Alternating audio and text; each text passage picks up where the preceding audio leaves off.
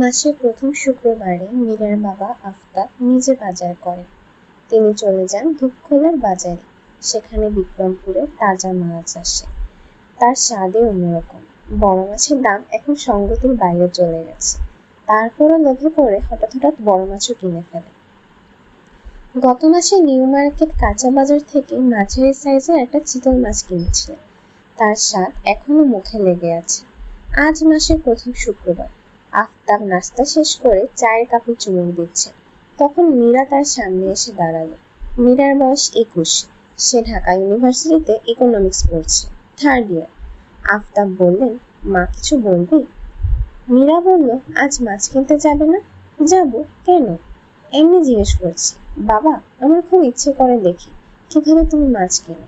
মাছ ওনার সাথে দরদাম করে চেঁচামেচি করে তো দেখতে ভালো লাগবে না। মীরা বলল, তোমার সঙ্গে যেতে ইচ্ছে করছে। বাবা, আমাকে সঙ্গে নাও না প্লিজ। আফতাব কিছুক্ষণ মেয়ের দিকে তাকিয়ে থাকেন। মেয়ে বড় হয়েছে, কিন্তু ছেলে মানুষে এখনো যায়নি। তিনি গম্ভীর গলায় বললেন, উদ্ভব চিন্তা ভাবনা, যাই হোক রেডি হও। বাবা, আরেক কাপ চা খাবে? আমি নিজে বানাবো। তোকে বানাতে হবে না, হাত পুড়বি। তোর মাকে বল, চা খেয়ে রওনা হব। দেরি করে গেলে ভালো মাছ কিছুই পাওয়া যাবে না। মীরা চা বানাতে গেল। আফতাব টেলিফোন করলেন তার ছোটবেলার বন্ধু শামসুদ্দিনকে।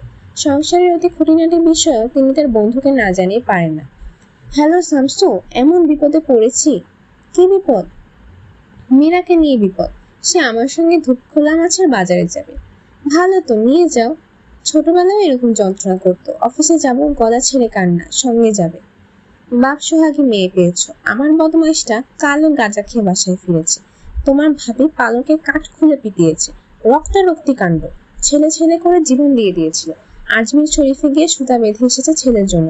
এখন ছেলের মজা বুঝছে। গাঁজা, ফেন্সিডিল কোনটাই বাদ নেই। আচ্ছা, রাখি। আফতাব প্রশান্ত মনে মেয়েকে নিয়ে রিকশায় করে বের হলেন। মাছ প্রসঙ্গে মেয়েকে নানান ধরনের জ্ঞান দিলেন। মীরা বাবার ডান হাত শক্ত করে ধরে আছে। আফতাব মনের আনন্দে গল্প করে যাচ্ছে। এক এক সিজনের এক এক মাছ। বোয়াল, চিতল খেতে হয় শীতে, তখন তাদের গায়ে চর্বি হয়। বর্ষার কই সবচেয়ে ভালো। কই তখন সাইজে ছোট থাকে, তবে মাংস থাকে মাখনের মতো নরম। রিঠা সবচেয়ে স্বাদু মাছ। একবার খেলে মুখে স্বাদ লেগে থাকে 1 মাস। তবে সমস্যা আছে।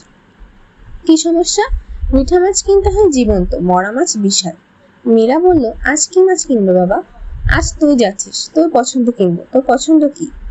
বড় চিংড়ি মাছ পাওয়া যাবে? অবশ্যই পাওয়া যাবে। চিংড়ি কিনতে হয় কালার দেখে।